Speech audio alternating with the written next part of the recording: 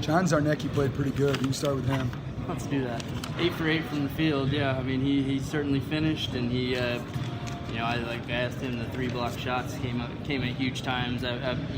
Just talk about how he came up big for you tonight.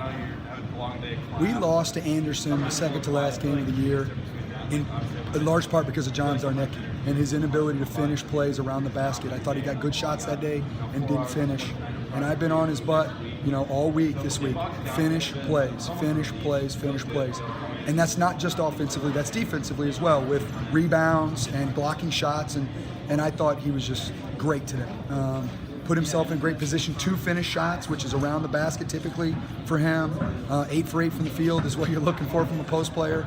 3 big block shots at really crucial times, and really did a great job of cleaning up the glass with 6 defensive rebounds. So just, a great game for him, and really excited for him. And to win this thing, we're going to have another game from him like that tomorrow. You guys got off to an electric start. I think you hit 11 of 15 from the field and had good energy at the defensive end, it seemed. Just talking. What do you attribute that to? Don't talk about the last 10 minutes of the first half, all right? Let's just talk about the first 8 minutes. No, I thought our kids came out energized, and I talked to them in the locker room before the game about my concern was not that we were going to play well, it's that we were going to come out with enough energy. 2 o'clock game on a Friday afternoon is a really unusual start time for our guys. We came out of finals Monday through Thursday this week, so I was concerned about the energy, and I thought it was awesome. We kind of hit a lull, but you're not going to blow Anderson out. They're too good of an offensive team. They got too good of players. They crawled back in it a little faster than I would have liked them to. But I thought we came out in the second half with another great spurt. Guys just playing with a lot of energy. And we were able to maintain that through most of the second half. And then they made some shots down the stretch, but a big free throw by John to put us up 3. And then great execution down the stretch in that last. I told him we got a foul to give. Don't let him get off a 3. We fouled him, and then I told Charlie, if you're on the ball, get me a tip so they don't get a shot off, and we did that. Absolutely. McGee today, obviously 10 assists. He got creative with a few of those. I mean, just how big was his playmaking ability today? I'm a point guard. I was a point guard in college. I played point guard my whole life, and I feel like I see the game really well. There aren't many passes that happen in basketball games where I don't see them coming. Craig McGee throws passes I don't see coming. And that as a coach, it's just such a good feeling. He puts guys in such great positions to be successful because he can get by his guy. He can finish when needed, but he also is very unselfish and finds the open man.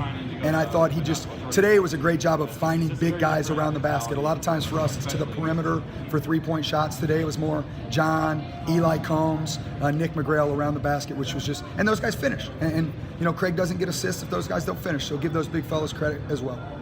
It ends up, you had an 11-point lead with a few minutes to go. It ends up a close game, and you look back to some guys off the bench made some key plays, like Steven hit that big shot, and Trey Sykes came in, and made 2 big plays for you. First thing I said when I went in the locker room after the game was, we don't win the game with 5 guys. We win the game with our bench as well. Trey Sykes was great minutes in the first half. Jacob Back only played 2 minutes, but he got 2 offensive rebounds and he got 2 fouls on their post players, which gets us to the bonus faster, which is huge for us.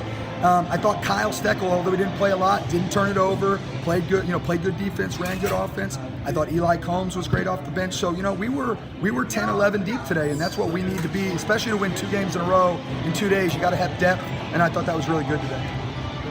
What do you need to do to carry that momentum? Get some rest, get off our feet. I don't anticipate either of the teams we're going to play tomorrow are going to throw any curveballs at us. It's going to be the same stuff we've seen, for me, for 9 years. But for these guys, throughout this season or 2 seasons, 3 seasons, 4 seasons. And it's just going to be, tomorrow I think will be a little bit more of a brawl than a fast-paced game. Those teams tend to play with a little slower paced, a little bit more deliberate, whereas Anderson wants to get up and down and run and shoot. When we play Mount St. Joe and Hanover, they tend to be a little bit more deliberate games, and I think that we can play both styles. We can score the ball, we can defend, we can rebound, and I think that gives us a good chance to win tomorrow.